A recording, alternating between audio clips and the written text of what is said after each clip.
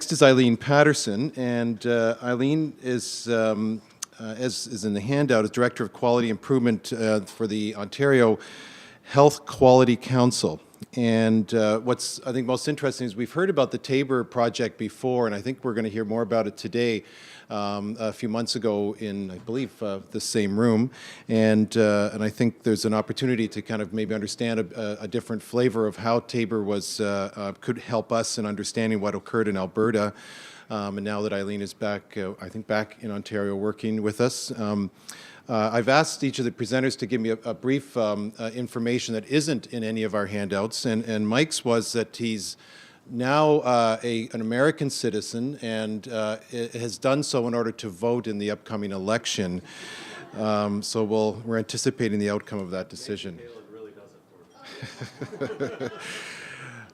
Now, Eileen's had an older sister, or has an older sister, who was able to get piano lessons, and Eileen was designated to ballet lessons, according to her story before coming, and now she's back as an adult learner learning piano. So I'm pleased to hear that she's implementing these self-management strategies herself. So Eileen, would you like to come up?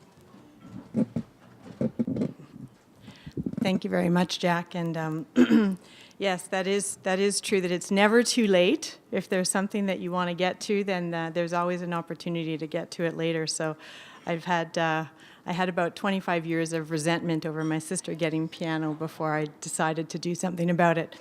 So I'm very, very happy to be here with you today. How many people have actually heard the presentation from probably Dr. Rob Waddell, I expect would have come, about Tabor? Okay, so let me reassure you, it's not the same presentation.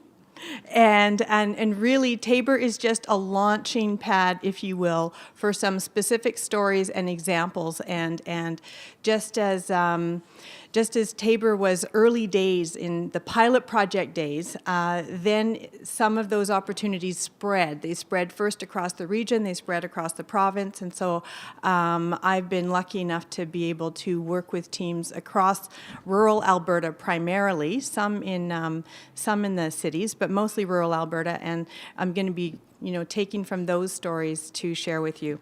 So the Ontario Health Quality Council actually has a dual mandate, just to tell you, where I'm connected right now. One is reporting on the status of the health system in Ontario, and so as such, we put out annual reports for the population to tell them how the health system is performing. And the other mandate is actually to serve as a catalyst to support quality improvement efforts of the health system. So when we look at quality in the health system, then we look at these attributes. These are the things that are important to the population. This is what they've told us is important to them. And so that's accessibility. Can they get at the services that they need? Effectiveness of those services. Are those services operated efficiently? Is it patient-centered? What about the safety? Am I safe when I use those services? The equity, and looking at whether or not it's population health focused. Is it resourced appropriately, and is it well integrated? So those are the aspects of quality that we look at and that you would be able to get reports on. So I just wanted to give you that context, that's where we come from. So my objective today is to talk about that interdisciplinary approach, talk about that team-based care and why we need to pay attention to that, and maybe some strategies about how to help others who are wondering what that means really. And aren't we doing that already? Because we have a pretty good relationship. So aren't we doing that already? To just talk about that a little bit more. How can we look at the work? What are some, if we're going to change our paradigm, what's some different ways of looking at the work that we do? And also, how do we succeed at this approach? How have others succeeded? What's helped them? And how can we succeed?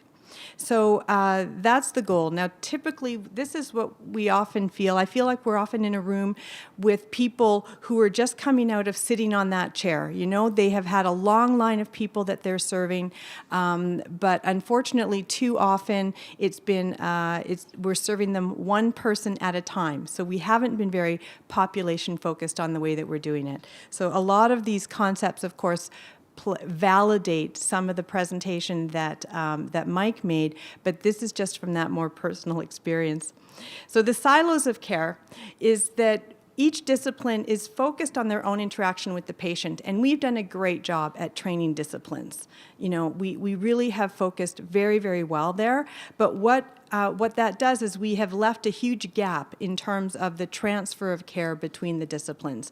And so we're leaving the patient or the client to manage whatever duplication they experience, whether there are gaps in their care, whether they know it or not, and also conflicting messages. So we're leaving that to them to manage far too often. That's as a generality. But I'd want you to think about your own population and your own particular situation. Maybe you're different.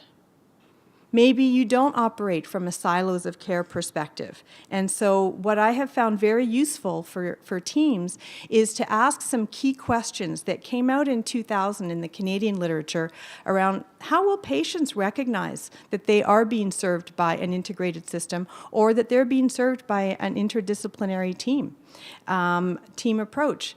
So I think I'm going to ask you a series of questions, and I'd like you to actually think about a couple of patients or clients that you see on a regular basis, and maybe give me some feedback about where the system is at right now from their perspective, do you think? And I'm sharing this not as theory, but as a practical tool that can be useful back home with your teams to ask these questions.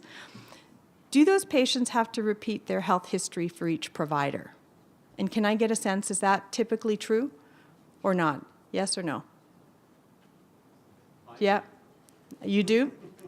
You do? So how many people would say that that's generally true, that a patient repeats? Yeah, okay.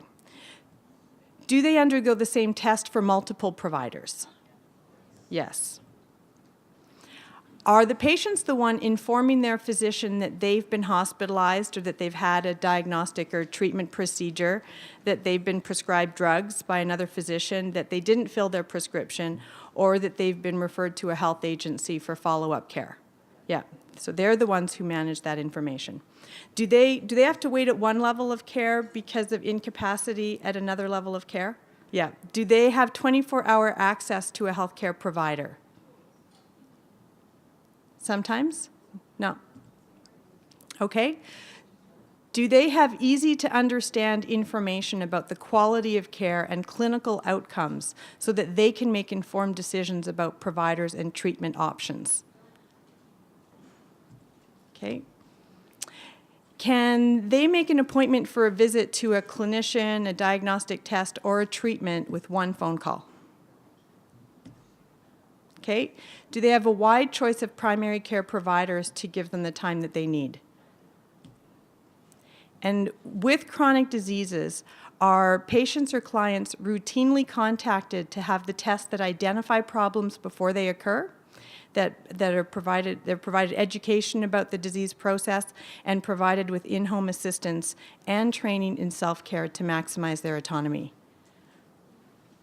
So I think those questions are really telling because, and I have found those questions particularly useful in the smallest of rural settings, because we've often gone in to a community that is now engaged in some sort of opportunity for team-based care.